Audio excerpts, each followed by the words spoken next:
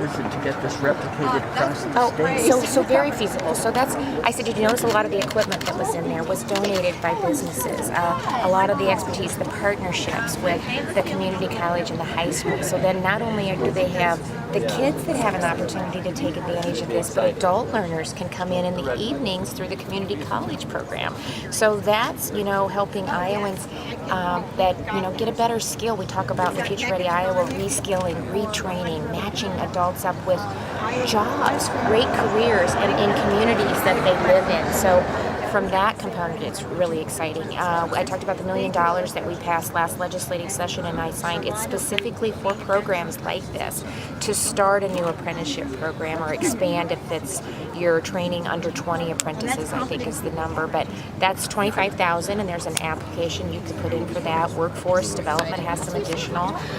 We'll put funding into the Future Ready Iowa next year. So we did some basic funding this year, and that was to build out the infrastructure. That was how we purposely did this, to give community colleges and schools and everybody the time to kind of put the programs together. And then we'll come back next year and we'll put funding in for the more apprenticeship programs, for last dollar scholars for the 2-year, for grants for the 4-year degrees. So I'm really, really, really excited about it because I really believe, this is what the future of education looks like. And, it doesn't happen without strong leaders that are willing to try something different. And I came here, when was that?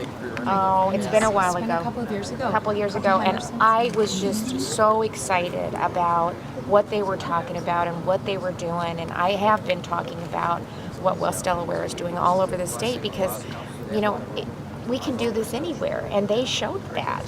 They've shown that with partnerships and bringing people together and not being afraid to do things differently, that you can have a tremendous impact. And this is the impact that what she's doing and the school is doing on this community is just going to be invaluable because you're keeping your young people here. Do you know how many communities are fighting? I come from rural Iowa.